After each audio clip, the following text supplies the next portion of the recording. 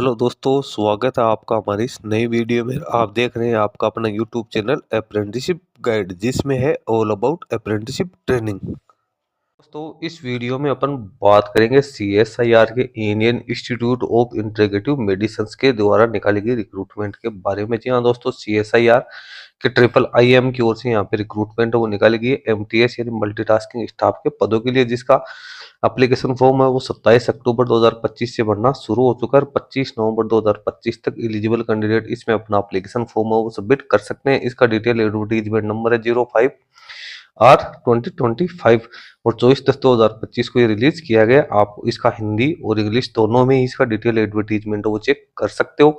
तो मैंने यहाँ पे इसका जो है CSIR का ये ऑफिशियल नोटिफिकेशन डाउनलोड कर लिया। CSIR का council of scientific and industrial research Jammu Srinagar की ओर से रिक्रूटमेंट निकल के आई है। इसमें वैकेंसी जो निकाली गई है वो यहाँ पे मल्टीटास्किंग स्टाफ के पदों के लिए निकल के आई है। तो उसमें ऑनलाइन एप्लीकेशन फॉर्म से वो कैंडिडेट से मांगे गए। अब details of positions, vacancy, qualification की बात करें तो मल्टीटास्किंग स्टाफ MTS 01 की 13 वैकेंसी निकल के आई और MTS 02 की 6 वैकेंसी यहाँ पे निकल गई। ग्रुप C में यहाँ पे कैंडिडेट की रिक्रूटमेंट होगी। नॉन टेक्निकल पे लेवल 18,000 से 56,900 की होगी। एज लिमिट मैक्सिमम 25 वर्ष यहाँ पे रखी गई। प्लेस ऑफ पोस्टिंग कहाँ कहाँ रहेगी तो जो MTS 01 की वैकेंसी है वो CSIR MMM Jammu associate form में होगी और MTS 02 उसकी CSIR MMM ब्रांच लेब श्रीनगर एसोसिएट फॉर्म में कैंडिडेट का अपॉइंटमेंट है वो यहाँ पे किया जाएगा। बेसिक पे के अलावा कैंडिडेट को यहाँ पे जो अदर अलाउंस है वो आपको मिलेगा, जिसमें HRA का ट्रांसपोर्ट अलाउंस है, DA है और भी जो अदर अलाउंस है वो सब कैंडिडेट्स को यहाँ पे पेड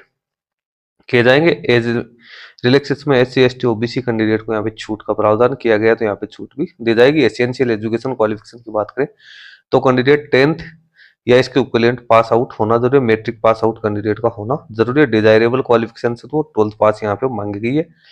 उसके बाद में जॉब रिक्वायरमेंट क्या क्या रहेगी, नेचर ऑफ जॉब क्या क्या रहेगा तो ऑफिस मैनेजमेंट मेंटेनेंस का काम होगा, हॉर्टिकल्चर हाउसकीपिंग का होगा, ट्रांसपोर्ट का होगा, हॉस्पिटलिटी सर्विस का यहाँ पे काम होगा। अब कैंडिडेट का सिलेक्शन किस आधार पे किया जाएगा तो वो आपको मैं यहाँ पे बता देता हूँ। सबसे पहले तो यहाँ पे आपको OMR बेस्ड ऑब्जेक्टिव टाइप की मल्टीपल चॉइस वाली एग्जाम देखने को मिलेगी, जिसमें आपको इंग्लिश और हिंदी दोनों ही लैंग्वेज देखने को मिलेगी। क्लास 10th स्टैंडर्ड तक का यहाँ पे है वो आपके सिलेबस रहेगा।